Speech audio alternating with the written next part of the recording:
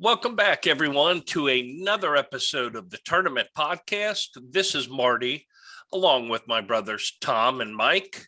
Excited to be back for another episode. And this week, I have a topic that I have yet to share with my brothers. So it's always exciting to give them something fresh and new. This is going to be a little bit different.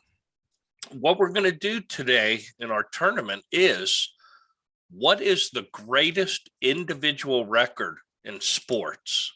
Oh, wow. So let me tell you who's going to be in here first, and you'll kind of get an idea.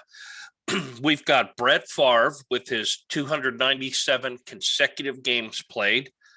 We've got Cal Ripken Jr. with 2,632 consecutive games played. We've got Joe Dimaggio's 56-game hitting streak.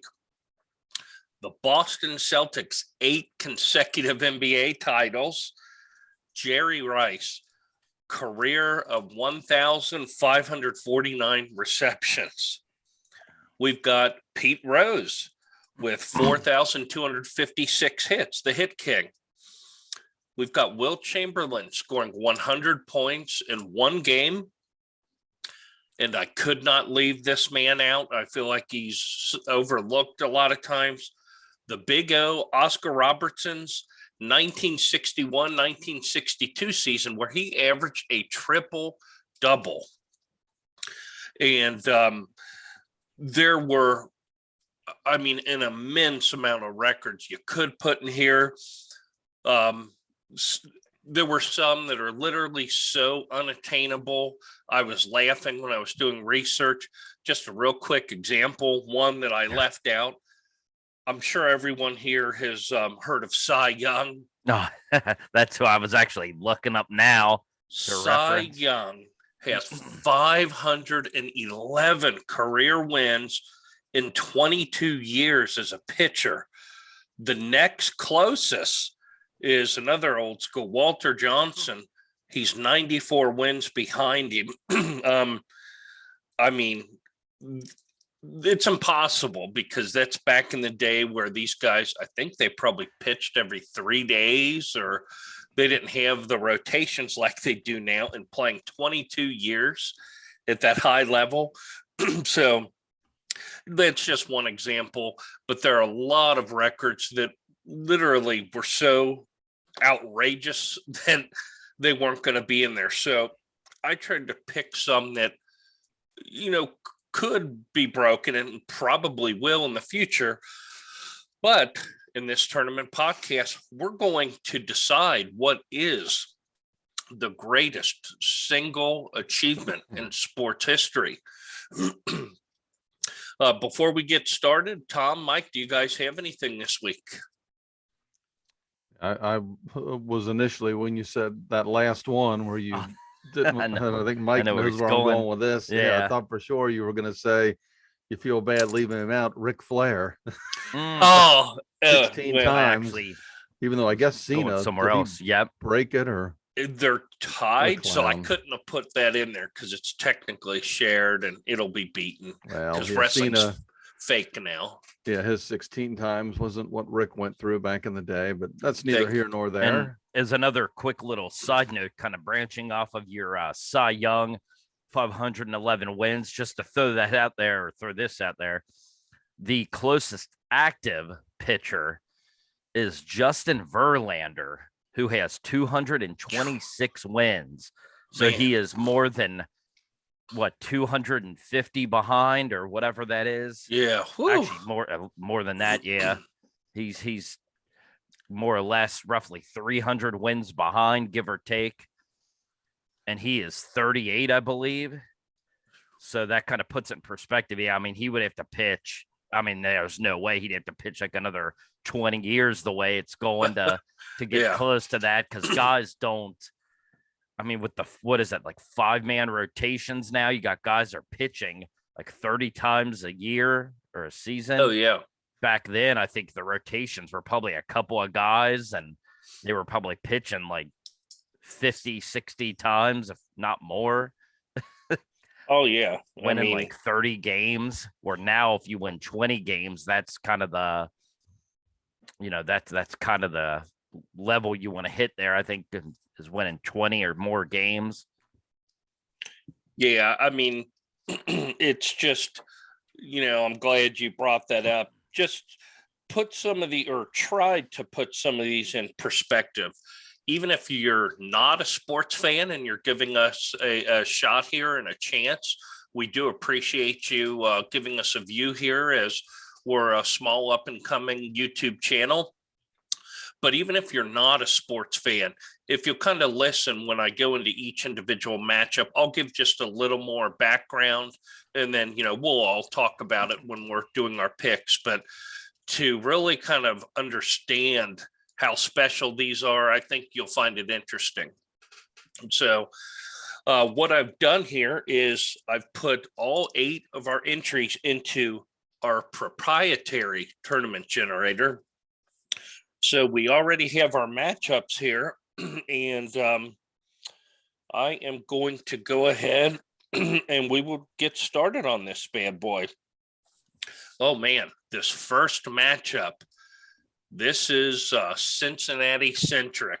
We've got Pete Rose, the hit king, against Oscar Robertson and his triple-double season. This is insane. And real quick, guys, just I want to make sure, I was a little embarrassed. Who's the guy that played for Oklahoma, in the NBA? Yeah. He did not actually average a triple-double in the last season or two, did he? He did. He's done it like 3 out of the last 4 years. Okay, that's what I thought. So again, and I'm not being funny like I was with Ric Flair, not to take anything away from him, but in this era versus back when Oscar did it, it's a completely different accomplishment. And now that you see the NBA has kind of tweaked the rules to make them more basketball like it used to be, now he's struggling to do anything. So, well, and he's, in his defense too, I mean, how many new teams has he been sent to? I think that plays into it a little bit too, but yeah, I get what you're saying. Definitely. So I'm a little embarrassed here, guys, because when I was doing the research, I was thinking, wait a minute, I think Russell Westbrook has already done this. So technically having this in there is a little bit awkward, but I'm going to leave it. Why? Because he's Oscar Robertson. He deserves it. And like Tom said, this is in the early 60s. So we're going to just roll with it. If you don't like it, put a comment, we'll read it and respond. All right. Pete Rose against Oscar Robertson in the first round. Let's see here. Mike, do you want to go ahead and take this one first? Sure. This one is fairly easy for me. Partially, because of what we just discussed. Although I will say, like Tom said, accomplishments, from back in the 60s, 70s, whatnot, to me are more impressive, than, and not to say that, averaging a triple double nowadays or doing that nowadays isn't impressive, but it is such a different game. It's more, about scoring now, basically. They've kind of, how we've talked about the NFL as much, the passing game and put points on the board, even though, there's been some playoff games recently where that hasn't been the case, but it's definitely more of a passer game and protecting the quarterback. So yeah, the NBA's, obviously kind of tilted that way recently as well, where it's a lot more about, the points and, being exciting. And so, yeah, guys doing stuff now isn't as impressive to me as it was then. The defense isn't as tight, if you will, as physical as it used to be. So it's easier to accomplish some things. But so, yeah, Oscar doing that when he did it is, obviously very impressive. But Pete Rose with over 4,200, I think it's 4,256 career hits. I mean, the next closest person, I had to look this up again to give some information here. The next closest person active is Albert Pujols, who is still like 900 hits behind. He was as of the end of last season. Oh wow! And he was a kid. He retired. And he just turned 42. So that again, that tells you right there. I mean, Pete did it, I think, when he was like 42, 43.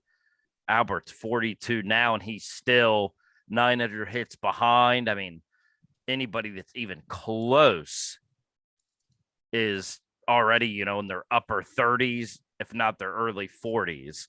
So I just don't see anybody doing that, even though, like I said, Oscar, what he did when he did it was impressive. We do know that it can be done, where I don't see anybody getting close to Pete Rose's hits record. So for that reason, I have to go with the hit king, Pete Rose. All right. Tom, well, what do you think? Well, this is difficult because of the time frames, so that's kind of what I'm struggling with, how to judge a one season performance versus a career performance versus, I know as we go on, we'll have a game. The ones where it was an accomplishment in a game, it'll be hard for me to go with that one. This one, I mean, it matches up a little bit better. I mean, even though it is just one season versus Pete, who, I mean, my God, what did Pete play? 20 years? Even when he was a coach, he was a player coach, or at least for part of that, that I recall. So then you get into the discussion where I always say with Emmitt Smith. Emmitt Smith is a Hall of Famer. He's one of the greats of all time. In my opinion, just because he's the yardage leader, I don't think he's the greatest running back that's ever played. He just happened to stay free from, debilitating injuries, and he had more snaps. He could play longer, hence the stats came. So you could look at it that way with Pete, and then Oscar, as we said, playing in that era and doing that. And arguably the greatest player that's ever played. And he kind of gets lost in the shuffle with Kobe and Michael and LeBron and Magic. But I mean, Oscar could very well be the greatest of all time. Man, that's difficult. I'm just gonna, I guess, on a slim margin here, I'm gonna kind of take my own advice and take the career and the lack of injury perspective and put it on the back burner. I'm gonna go with one dominant season. And I have to admit, and I'm not looking anything up, I'm just going off the top of my head. If they played an 82 game season back then, I'm going to doubt that they did. But I'm going to go with Oscar on the slimmest of margins. Wow. Okay, so our first matchup, and we already have a tiebreaker. Now, let me mention, I forgot at the top that if you are a regular here at the Tournament Podcast, you'll know. But if you're new, each week we each have one veto. So if our pick doesn't win that round, we can use a veto to move them on. Now, one of the other guys can use their veto to nix that, but we each have a veto that's good until the championship round. The vetoes cannot be used. So I just wanted to throw that out there. And if you've got this far in the video so far, this one's just getting started, though. We appreciate it.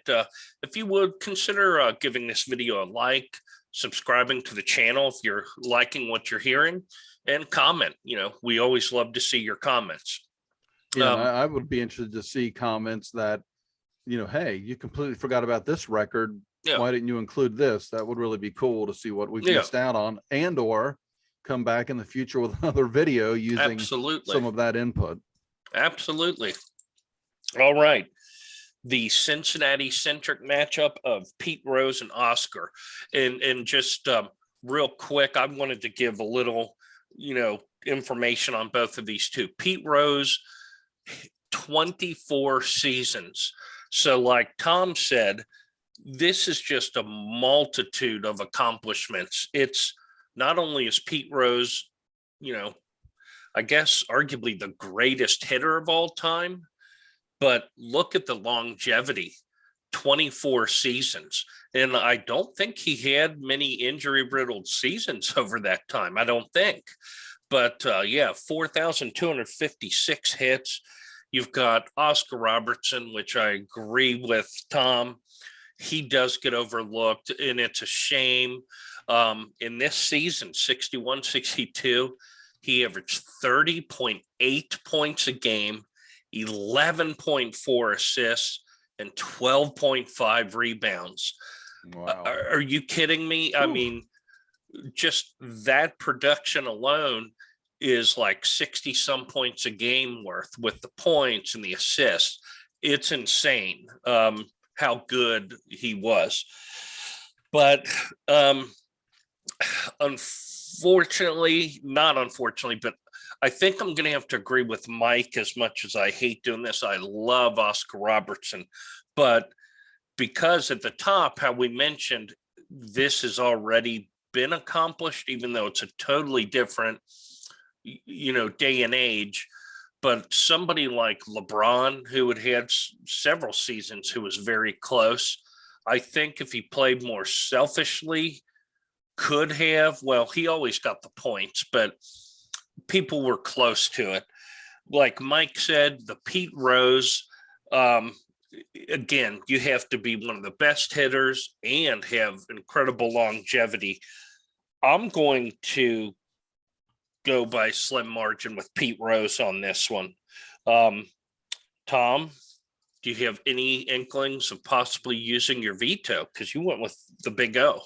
Yeah, I do not, because I went with the Big O on the slimmest of margins, and it really was tough, as I mentioned, the season versus the career. So I would not use my veto in this instance. But be ready. I'm sure I'm going to use it. Gotcha.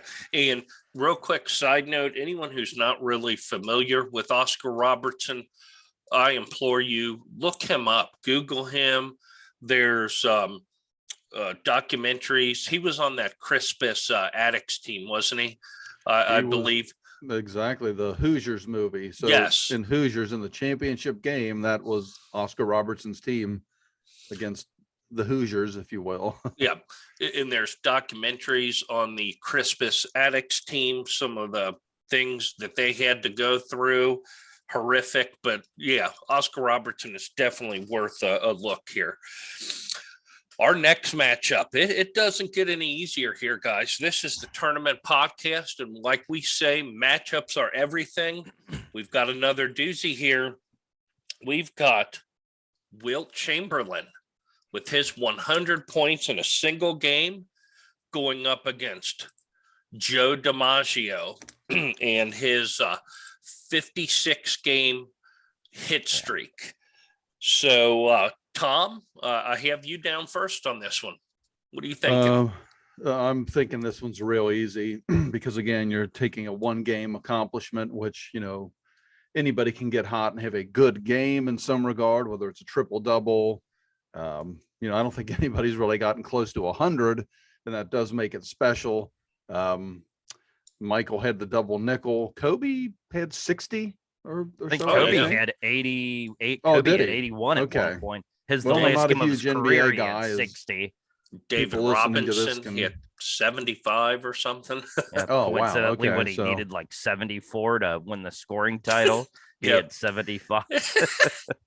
Yeah. So, but in a one game situation, anybody can be hot and dominant. Maybe not 100 points dominant, but when you're his size back in that era. Again, we mentioned this on a previous podcast.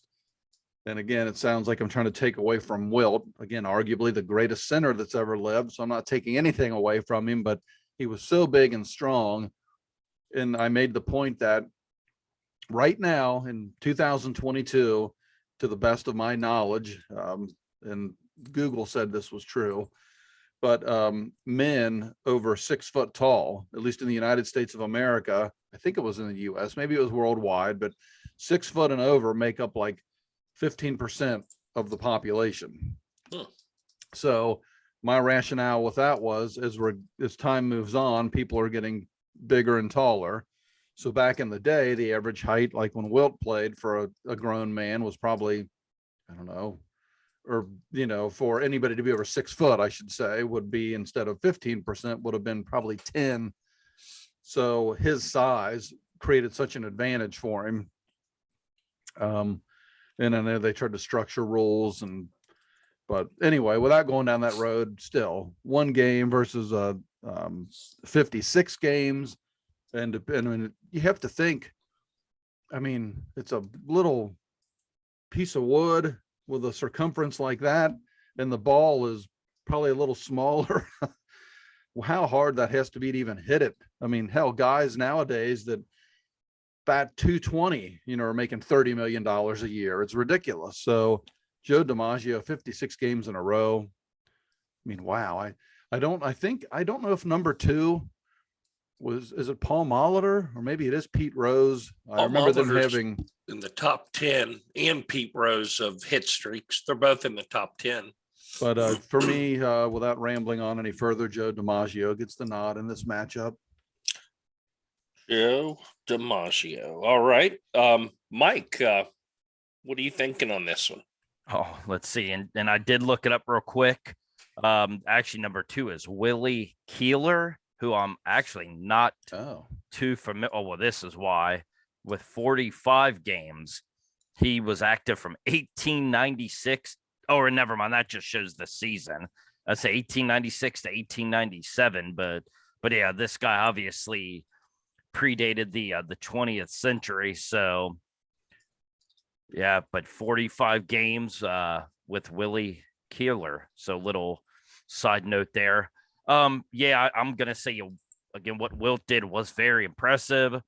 I think there's probably multiple accomplishments on and off the court that Wilt, records he has that could have made this tournament. Let's be honest. True. But for this now, had it been some of those other ones, Wilt might be the runaway winner. Yeah. But in this particular case, I think I'm gonna go with Tom. 100 points, very impressive. Do I think anybody will do it? No. But yeah, is it possible? Yeah, because like we said, I think Kobe scored 81 at one point, which in and of itself impressive. So I don't see anybody getting to 100, but it is possible. Where with DiMaggio, again, possible, but highly unlikely. Man, 54 games. I mean, if you have a hit streak of like 10 games now, that's impressive. They'll start talking about you on Sports Talk and on Sports Center, whatnot. If you have a 20-game hit streak, 25 games, they start following every game, and you're not even, halfway to what Joe did. And then having days off in between, I can see that kind of throwing you off because you're getting into a groove. And then you have, a game off here, a game off there. I could see that easily throwing you off. So to keep going for 56 games like that is very impressive. So, yeah, with all due respect to Wilt and his many accomplishments, I'm going to go with Joe DiMaggio. Nice. And so, it's my turn on this one with Wilt Chamberlain.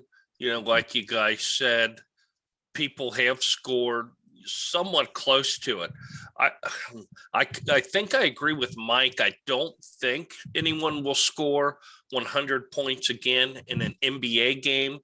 Part of the reason I think it's personal pride. I don't know that another team would allow it. Like they may foul him real hard to get somebody out of there, depending on the status of that player. Do they do that nowadays?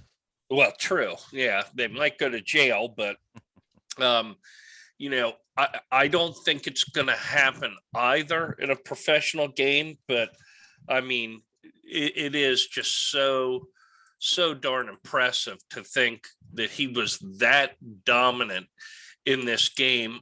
And it was March 2nd, 1962. He was playing for the Philadelphia Warriors. They took a 169 to 147-point win over the Knicks. It's like I've got the old, and I apologize, I'm being a real jerk cutting you off, but I have a DVD of the NCAA tournament game that was the Michigan Wolverines and Loyola Marymount. Oh yeah. Season Loyola made their big run, and Hank Gathers passed away. And my God, the final score of that game is something like that. So I'd love to have footage of that old game with Wilt. Oh, That'd be fun to watch. Talk about up and down. Absolutely. And there was no 3-point shot. So I don't know how they got those points. Yep. And just to encapsulate one last piece, this season that Wilt did that, he averaged 50.4 points a game. Just insane. But yeah, Joe Dimaggio, Tom and Mike said, put this into perspective. Here's how I think of it. If you're a real good hitter, you're hitting 300. That's pretty darn good. That's getting a hit less than 1 out of every 3 at bats. So to have the consistency, though, to get a hit in 56 straight games, it is insane. I think, and if somebody would even be getting close to this, then the pressure from the media would also add on to it because it would be brought up. So I'm going to agree with you guys. I think Joe DiMaggio's record it's something special. And do I think it could be broken? Yes, but I don't think for quite a long time, if that makes sense. Well, that's why I said, like how you mentioned the media and stuff. I mean, now if anybody's got a 25 game hit streak going, oh yeah, it becomes a big deal. And I just think they need to more than double that to get to where Joe was in after 25. And again, just a little side note, I like to see who the closest active, which this is a little different because this is got to be all consecutive. So there's nobody here that I can tell is in the midst of one, but the next active person is a gentleman. Actually, he's a multi-time All-Star. So I do apologize because I'm not familiar with him, but for the Kansas City Royals, Whit Merrifield back in 1819 had a 31 game hit streak. And that was, as far as active ball players, that was the closest. So that just tells you, again, he had to, 25 more games would have tied Joe. So, yeah, it's both of them are technically obtainable, but I don't see either one of them being surpassed. My goodness. Yeah, it'd be more than difficult. All right. Our next matchup here, we have the Boston Celtics with their 8 consecutive NBA titles going up against the Iron Man, Cal Ripken Jr., with his streak of 2,362 consecutive games played. I'm going to just go ahead and take this one first. Cal Ripken, when I was young, he was starting all of this, and I don't think he had the Iron Man moniker until maybe 9 years into it. But I mean, as far as baseball, if you compare it to football or basketball, it's the least physical of the sports. However, Cal Ripken was shortstop. Is that right? Yeah, he was. So, I mean, that might be the most active, position out there on the field. And I mean, it's constant, every game, the running. I mean, you can tweak an ankle, hamstring, things of that nature, which he did. He had injuries all the time, but he played through them. He was a beast. Do I think this record could be broken? I think it could. I think especially with nowadays, the way athletes have different techniques taking care of their bodies. Look at Tom Brady. I mean, he's got the body of an 18-year-old. The way he takes care of himself and nutrition and all of that. Then we've got the Boston Celtics, eight consecutive NBA titles. To say that's a dynasty is an understatement. In this day and age, first of all, you're never going to get a group of players that are going to play together for that long. You know, guys are going to leave to go as free agents to get bigger money. To me, this one's pretty easy. There's no way a team's ever going to do this. No question. I'm going with the Boston Celtics on this one without any hesitation. Let's see here. Mike, what do you think on this one? Yeah, I would agree. Not to drag things on. Yeah, what Cal did was very impressive. Like you said, I mean, even though I agree it's the least, and not to say it's not physical at times, and guys, you know, understandably get hurt. So not to downplay baseball, but yeah, compared to the NBA where there's more contact and physicality, and obviously football has to be the worst of the three. Yeah, MLB is definitely the least physical because there's very limited contact between the players. So, but still doing what he did, and like you said, getting hurt. I'm sure he played through numerous injuries, and with shortstop being one of the more active positions out there, it is impressive. Oh man, but yeah, what the Celtics did, I don't. And this is another case like the last one where I don't see anybody breaking either one of them. But I think the Cal Ripken games played streak is more likely to be broken of the two, because there's no way anybody's gonna win 8 championships in a row. I mean, I don't think anybody will even win 3 in a row anymore. We've seen some teams come close. I think didn't the Warriors win 2 in a row? I think so. Close to winning. Had they won that one back in 2016 where they were up 3-1 on the Cavs, that might have been in the midst of a 3-season championship win streak. But yeah, I mean, for the most part, I don't see anybody with just there's, you know, like you said, you don't really have guys like that teaming up for that long. I mean, you'll have a big 3 for like 2 or 3 years, and then somebody wants to go somewhere else for more money. And then, you know, you just got guys moving around so much. You're not going to have 5, 6, 7 Hall of Famers on one team like some of those Celtics teams did with Kuzi and obviously Bill Russell. And I mean, those teams are stacked. So yeah, I don't see anybody winning 2 or 3 in a row, let alone 8. So I'm going to go with the Celtics, as impressive as they both are. And all due respect to Cal, I'm sure I can speak for my brothers when I say we would love to have you on here. Oh, absolutely. Or Billy, his brother. And real quick, we'll take Billy. Real quick before Tom jumps in here, we are not downplaying Cal Ripken at all. And I just wanted to throw this out there.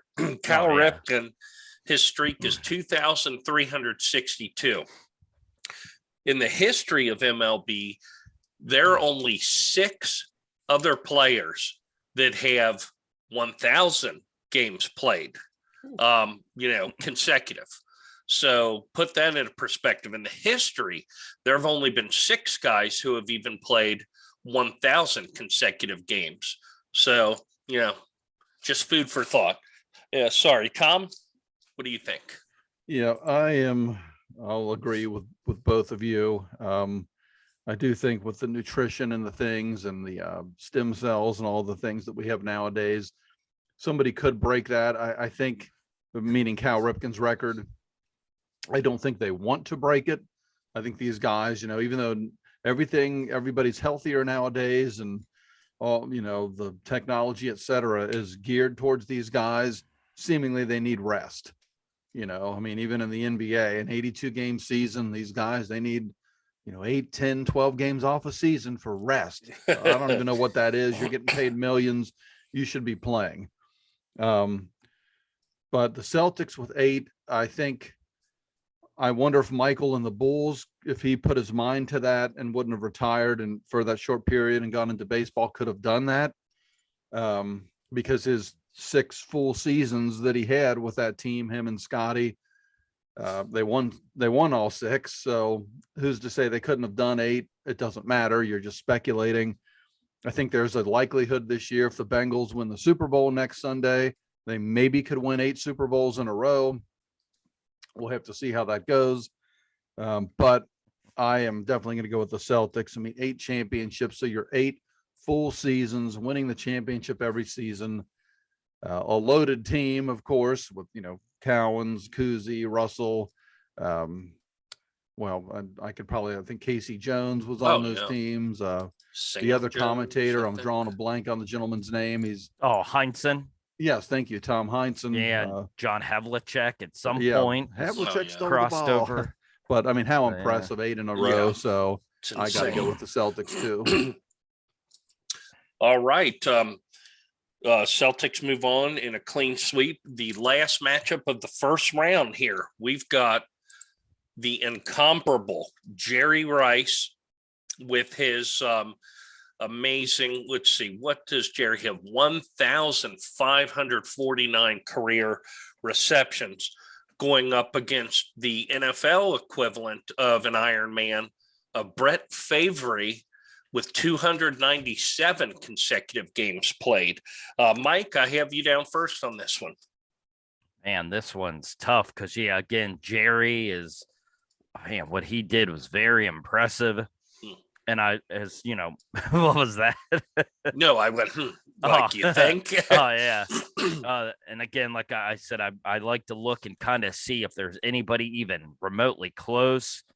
Actually, Larry Fitzgerald, who is unofficially retired, I believe he's still technically active because even though he didn't play this past season, I don't think he actually announced his retirement yet. But if he played another 2 years, he could potentially get there.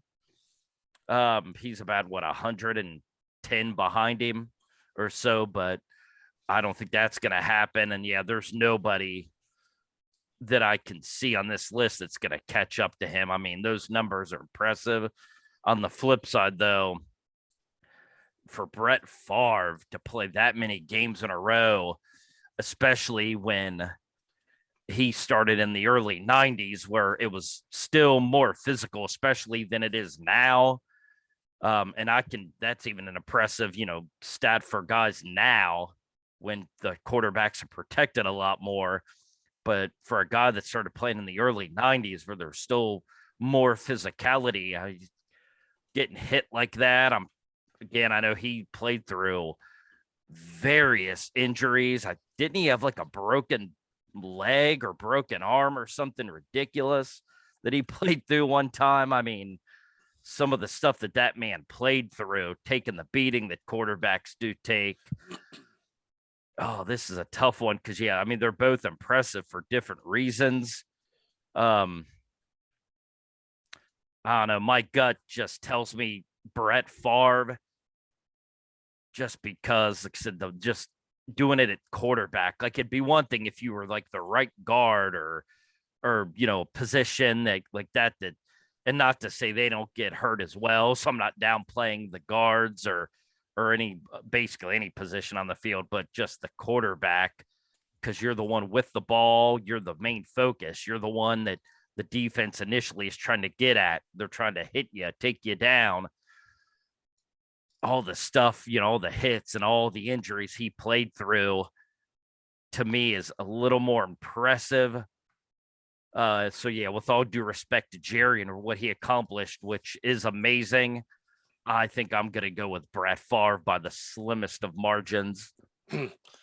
All right. I'm going to go ahead and jump in here with this one. And just let me throw something in here because Tom piqued my interest, and he was right. If the Bengals win the Super Bowl, there is a shot of them having a dynasty of about 8. I also wanted to throw in that Jamar Chase, the incredible rookie, had 81 receptions this year, broke all kinds of records. If he plays 20 seasons and Jamar Chase gets 81 receptions each game, guess what? We've got a new leader in all-time receptions, guys. I'm just throwing that out there. But, Brett Favre, I mean, no question, one of the toughest, grittiest players in the history. Was he aided a little bit by medicine? I think so. But, I mean, he did. He went out there each game with, injuries galore. He was, efficient most of the time. To me, now let's go to Jerry Rice.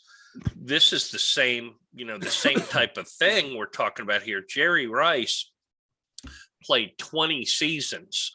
Not only did he play, the majority of these seasons without injury, he might not have had the streak that Brett Favre had, but Jerry Rice is a wide receiver where he's taking constant hits. And the stress on his body of the route running, the blocking. Jerry Rice was just the epitome of, longevity at that position. 1,549 receptions. It's just insane. Like Mike said, Larry Fitzgerald still, 110 or something away. And I think he's probably done. I am actually going to go with Jerry Rice on this one.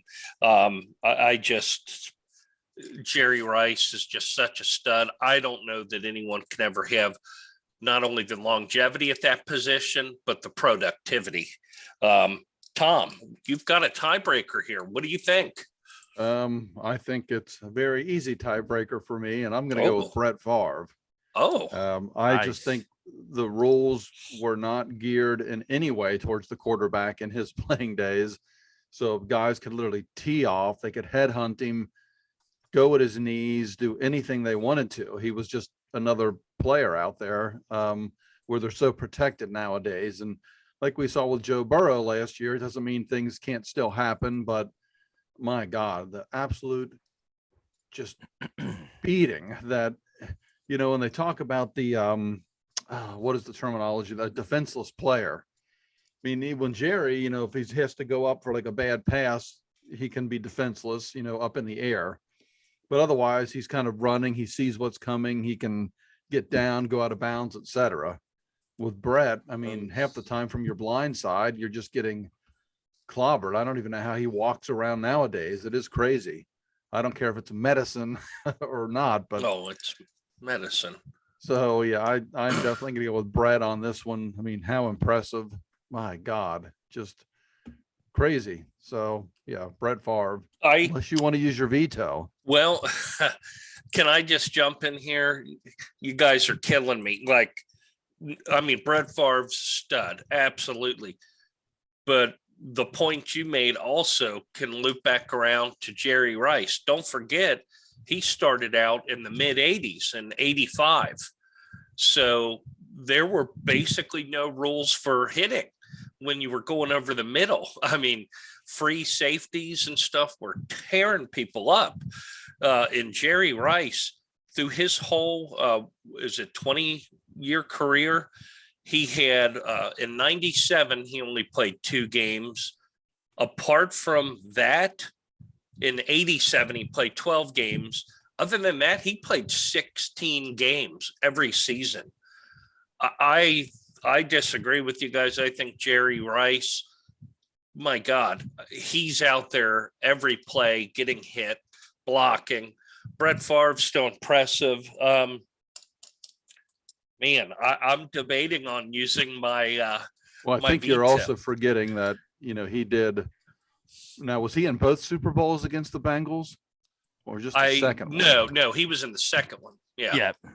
But, yeah, I mean, they disrespected the Bengals and beat them in the Super Bowl. So take that into consideration as well before moving that jerk on.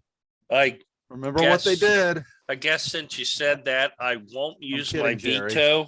We'd love to get you on the podcast, sir. I'm not kidding. I was this close, but you know what? You won me over. I'm not going to use my veto, but I disagree. I vehemently disagree with you guys. But anyway, we're going to move on here, guys, to the semifinals, and we're going to try to be a little more rapid fire since we've gone over, a lot of the specifics of these records. We've got first matchup. This is a baseball Hall of Fame, literally. Pete Rose, all-time hits king, against Joe DiMaggio, 56-game hit streak. Mike, I've got you first on this one. Yeah. Wow. That's 10 seconds. I'm kidding. I'm again, joking. Like all these, I don't see, or like the vast majority of these we've discussed, I don't see either one of these being broken. Oh, man. Both of these are impressive. I think I'm going to go, man, as impressive as Joe's is to keep that hit streak alive. And I'm not that I'm downplaying it. I'm just, my rationale for this is, at least with Joe DiMaggio, if you want to continue a hit streak, you could go 1 for 5. As long as you have one hit in a game, you could go 1 for 4, 1 for 5, and the streak continues. But Pete Rose to have over 4,200 hits, I don't even know what that is per season, but a lot. Yeah, it's just, like I said, they're so impressive, but I could go either way. But my gut tells me, Pete over the entirety of his career, 4,200 hits. I'm gonna go with Pete. All right, Tom, I have you next. I'm going to go with Pete as well. And really, because of this, Joe DiMaggio is, the all-time hit streak leader with 56 games. Number 2 is Willie Keeler with 45. Number 3 is Pete Rose. So he had 44. It was still 12 off, but I mean, that's still pretty darn impressive. So he was on the cusp of that record, which, 4 at-bats a game. He was 3 games away from potentially tying or breaking that record. So since he was close and has this, enormous hit lead in terms of a career, I'm going to go with Pete Rose. And just to jump in real quick, I did average it out. Pete averaged, the 4,256 over 24 seasons. That comes out to over 177 hits a season he averaged, which is amazing. Over 1 a game. Average. So it's fantastic. So yeah, that's crazy. I wonder if anybody's done that over a career. Obviously, in seasons, guys get 200 hits, or Tony Gwynn, Wade Boggs, Don Mattingly back in the day when I sort of watched baseball. And I'm sure some of these studs nowadays, I just hear like the name Mike Trout and et cetera. But I wonder over a career how many times guys average more than a hit a game. Probably, I'm actually looking real quick. Ichiro Suzuki averaged 162 hits a season, just basically 1 a game exactly, 162.57 for Suzuki. So now, had he played his full career, because he just played 19 years in Major League Baseball, he played another, I forget how many, in Japan. So had he played his full, probably 25, 26-year career here in the States, he very well could have done it. Because he, I think for his career, just here alone was over 3,000.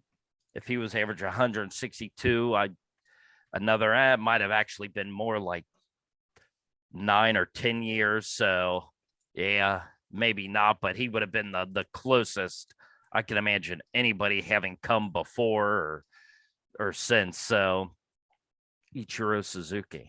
And Ichiro has the record for most hits in a season. Yeah. I don't know if you said that, 262. Oof. That is just. I didn't know that. That is absolutely insane. That's again, a hit and a half at least. I think this goes without saying, but Ichiro we would love to have you on the Oh, yeah. podcast. We would love to discuss that season. He was the Rookie of the Year and the MVP in his first season. We'd like to ask you about that as well. So who knows?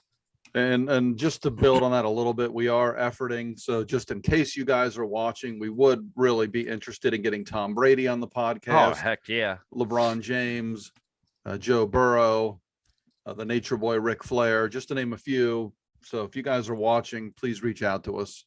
Absolutely. All right. We have our second matchup here in the semifinals. We've got the Boston Celtics with their 8 consecutive NBA titles against, we just had a little bit of an argument, but the NFL Iron Man, Brett Favre, 297 consecutive games. I'm going to just jump in and I'll take this one first. In this last round, I didn't go with Brett Favre, but by no means does that, mean that I don't think it was an incredible accomplishment, because that's not what I meant. It just, it wasn't as good as Jerry Rice's career, but I apologize, Brett, if you're ever on the show. But well, he's not coming on the show now. No, we'll make sure Marty's not here that week. Well, Brett, if you make it, I'll wear copper fit for the episode. I'll wear an arm sleeve or something. Nice. So Nice. I like just it. throwing that out there. Brett Favre's record obviously is extremely, impressive. But then again, we've talked about the nutrition nowadays, the way guys know how to take care of their bodies, the rules. I think the next season, the quarterbacks are going to have a red flag tucked in their waistband that you have to pull off. Do I think that can be beat? I don't know. It's going to be tough. But the Boston Celtics, 8 consecutive, I know that won't be beat. I'm going with the Boston Celtics on that one. Mike, I've got you next. Yeah, I agree. Even though, as we already discussed, Brett Favre does hold the single greatest streak in NFL history, obviously.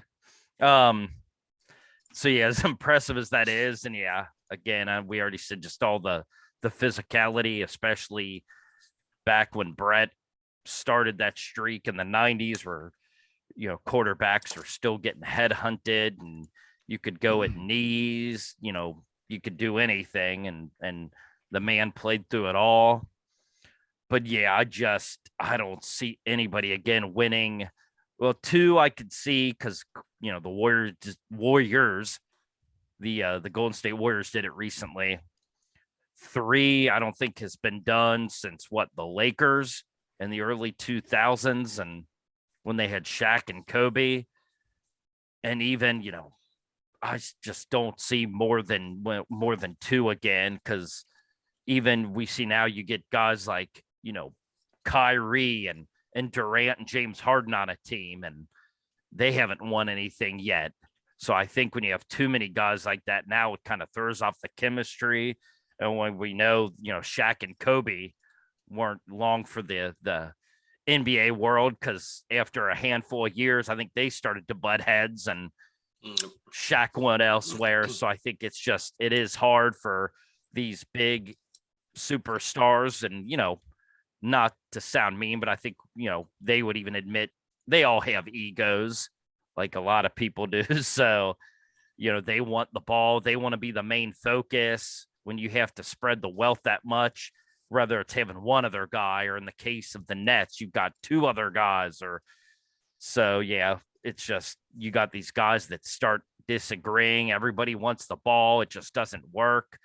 So you're never going to have super teams to that level like you did back then, where, whether it be those old school Celtics, or hell, even the Celtics from the 80s with Bird, McHale, Parrish. The Lakers, you had Magic, Worthy, Kareem. I mean, you had 3, 4, 5 Hall of Famers on a lot of these teams. I just don't see that happening now. And even so, there's so many other good teams out there. You know, you'll have the Raptors win it one year, the Bucks win it one year. I mean, I just don't see anybody being that dominant for that long of a period of time anymore. So, with all due respect to Brett, and I apologize on Marty's behalf, I'm going with the Celtics. All right, Celtics. We'll move on unless Tom's passionate enough about Favre and uses his veto. Tom, what do you think? I wouldn't argue it if he was. I'm trying to put this in a little bit of a different perspective. Yes. As you know, the collective team versus the individual. Come on, Brett. And not that with Brett, it wasn't a collective team. It certainly was Brett, and a lot of it had to do with those offensive linemen, you know, the tight ends and the running backs when they stayed in to help block as well, to keep guys off of him. And then, of course, even when Brett ran the ball, which he wasn't known for running, I mean, there was no sliding. You better get out of bounds or you were going to get your head taken off. But the Celtics, in terms of a collective, you know, having 5 men on the court, you know, different, you know, I'm sure they had their rotation down, but oh man. Is it weird that even though I went with the Celtics, part of me is now hoping Tom will use his veto and go with Brett Favre because he deserves it. Well, and in these second rounds, you know, and then second round on, we normally try to move a little faster. So I will say I won't. I'm going to agree with the Celtics. I just think those 8 championships in a row, I mean, are just mind blowing. And in terms of somebody being able to do it again with the rules the way they are now and the nutrition, et cetera, I could see somebody breaking Brett's record. I mean, the 8 in a row, I guess I just can't see it. Yeah, because of the way that these players just jump from team to team. And nowadays it's mostly about money. So I'm going to go with the Celtics. Clean sweep here into the finals. Brett. Our finals matchup here.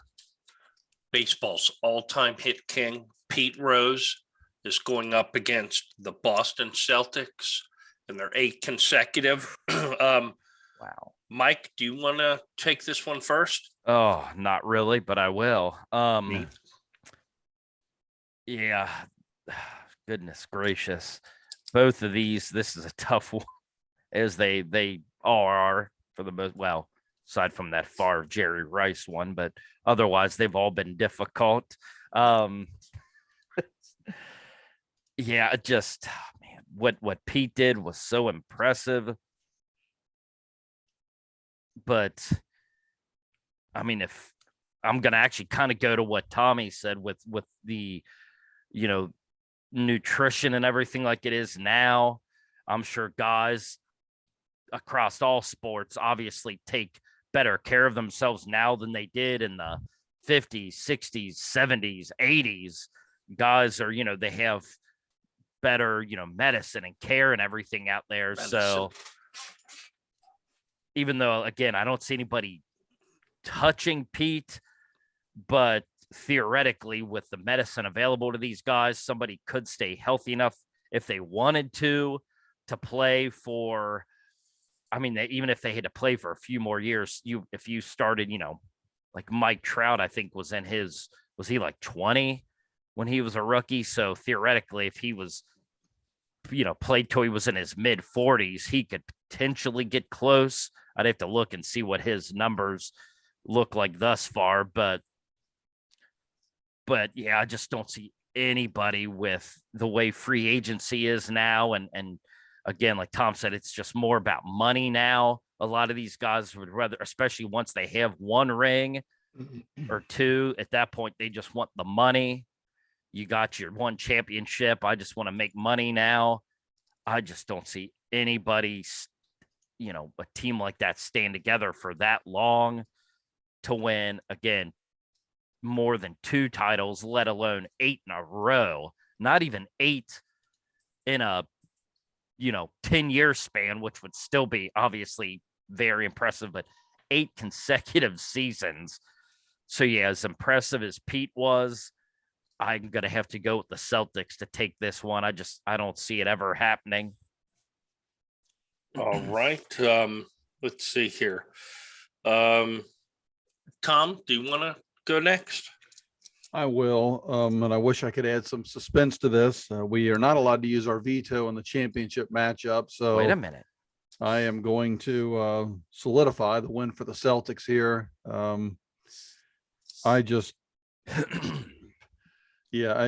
Again, taking it in terms of something that could be broken. I just don't see anybody doing 8 in a row because of the jumping around now in the NBA. And, if one team were to win it even 2 years in a row, then you're going to have other teams build another super team to come in and try to dethrone them, or likely dethrone them the following season. So I just don't see, my God, just back to back nowadays is going to be a brutal task, and even harder as time goes on. So 8 in a row, and especially in that era, again, let's say not that the Celtics weren't loaded, and the Lakers had some damn good teams back then too. But, the physicality of the NBA back then and what you could do to prevent, scoring, and then no 3-point shot, taking it down the lane. You're taking your life in your own hands, all those things. I'm going to go with the Celtics. And just real quick to piggyback on what Tom said, a lot of people don't know this. It's a little trivia. The game NBA Jam and the old game Double Dribble, where you can punch players, that's based on those seasons in the 50s and 60s, where they literally would punch and then go down the other end of the court. Not a lot of suspense. Boston moves on here. What do I think about this? I'm going to go ahead and, I'm not going to drag it on. I'm going to agree with you guys. But however, Pete Rose's record, I don't think will ever be beat. And I looked it up. You guys are talking about Mike Trout. He's played 11 seasons. He's got 1,419 hits, and he's 30.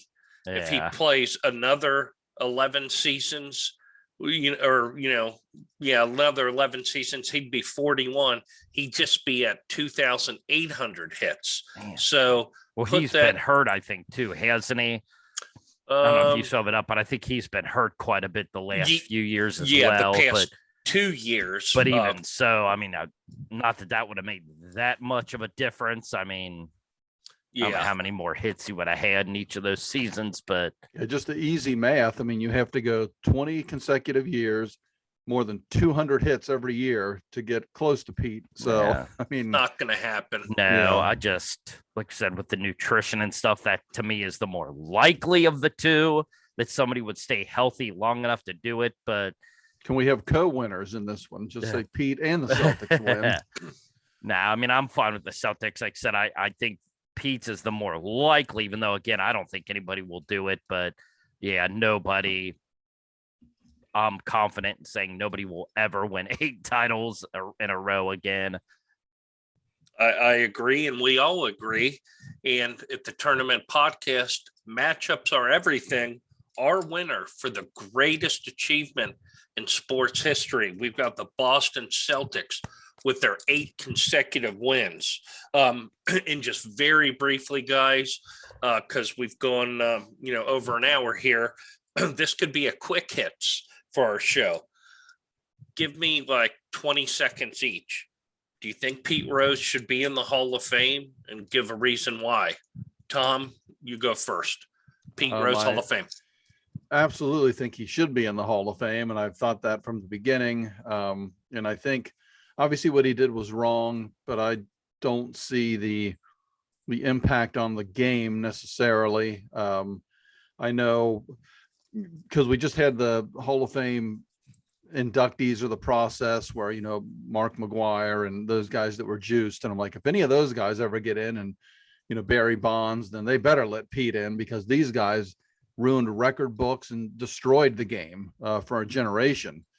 So, but Pete, and I think it came out after the fact, originally he was betting on the Reds to win. And I was like, well, I know it's wrong, but you've got murderers and stuff that are in the Hall of Fame. So if you're talking about, morals and stuff, I don't know how Pete doesn't get in. But Then I guess he did bet on some other teams, and I could be wrong. I don't know all the ins, excuse me, the ins and outs, but I just think Pete, for what he did on the field, it's two separate things from when he was managing to what he did on the field. Those guys that Juice did things on the field that ruined the game. Pete did not. So for his on the field performance, he should be in. I'll jump in just real briefly. Pete Rose violated, I think they say it's baseball rule 21 conduct D, which prohibits any betting on a game the bettors involved, making no distinction between betting for or against one's team. Based on that verbiage, that's why he's banned. But again, I think all the records and whatever betting tickets, or he did always bet for his team to win. So there's no chance that he was trying to throw a game or anything like that. So yeah, would not have affected the outcome. And like Tom said, I don't think Pete should be thrown in that category with, murderers, guys, steroid abusers or steroid users. I agree. I think Pete Rose should be in. I think they should keep the rule probably, because you can't have guys that'd be like the White Sox scandal, but make an exception, put Pete Rose in. Mike, what's your take? Now, you guys said it all. I agree. Pete should be in.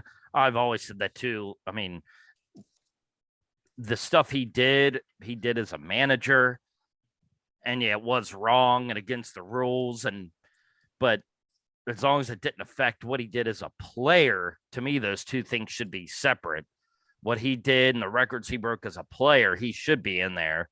Now, obviously, if he, say he went on to be a Hall of Fame worthy manager as well. Now, if that was the case, but you wanted to keep him out as a manager for those reasons, that would be fine. And because I kind of, like Tom said, I heard the same thing, that he was betting on the Reds to win, which to me doesn't really, I mean, in theory, you're betting on your team to win, and you want them to win anyway. So it's not really affecting now if you're betting on them to lose, then that would be something completely different. But no, I agree. I mean, what he did as a manager. If there was ever any talk for him going in that role, then I would say definitely not. But it didn't affect him as a player. He had been retired for a handful of years at that point as a player. So, yeah, I definitely think he should be in. And I think one day he will get in. I just think, unfortunately, they're going to wait till he's not around to enjoy it. I just think, because of what he's done, and I just, for whatever reason, I just don't think they want him to go in now. I think one day he may go in, but like I said, it'll be, unfortunately, years and years from now where he's not around to enjoy it and celebrate it. So, but yeah, I think he should be in, definitely. Yeah, and I did look up real quick because I thought I heard somewhere that they finally unearthed that he was betting on the opponents to win, and I don't see where that is the case. Which is good. I mean, it certainly makes our argument more credible. But he bet on his team to win every night. But nowadays too, I mean, that is more of a thing where you think Major League Baseball, instead of penalizing him, would be trying to help.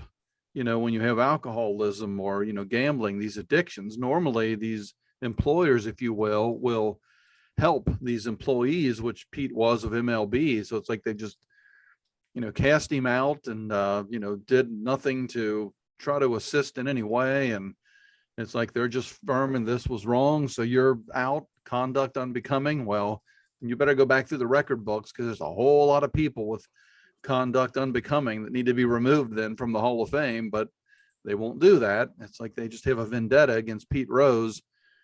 And again, he shouldn't have done it, and then he certainly shouldn't have lied. But I think they kind of skirted where if you just tell the truth, we'll let you in. And then he did. Yeah. And then they said, okay, now we got you. Now you're never getting in. Yep. So really shame on Major League Baseball for a big part of this as well. Yep. And now just real quick too, to wrap this one up or clarify that, I thought he did bet when he was still a player as well.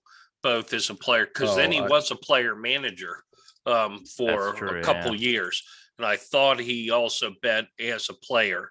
And that could be the case. I was just thinking of him as a manager but he was a player manager. So regardless, if he didn't bet against his team, I think that would be unforgivable. Like if he bet against his team, there's got to be some other reasoning for that. But all records show he bet for his team to win. So, yeah, we are in a consensus. Pete Rose should be in the Hall of Fame. And how much money did he lose? Because the Reds were never that good when Pete was, the player manager. So, my gosh. It probably doesn't help. He didn't help himself in the media and with his personality. I will say that. But I think we covered it, guys. A very nice episode here. If you are still with us here, we really appreciate you watching the video. Please consider liking, subscribing to the channel if you enjoy our content. And as always, leave us comments. We love it. Tom said at the top, if we left out some records that you think should have been in here, or if you disagree with Tom and Mike on their Brett Favre take, put those comments in there. We would really appreciate it. But again, Tournament Podcast matchups are everything. This is Marty for my brothers Tom and Mike.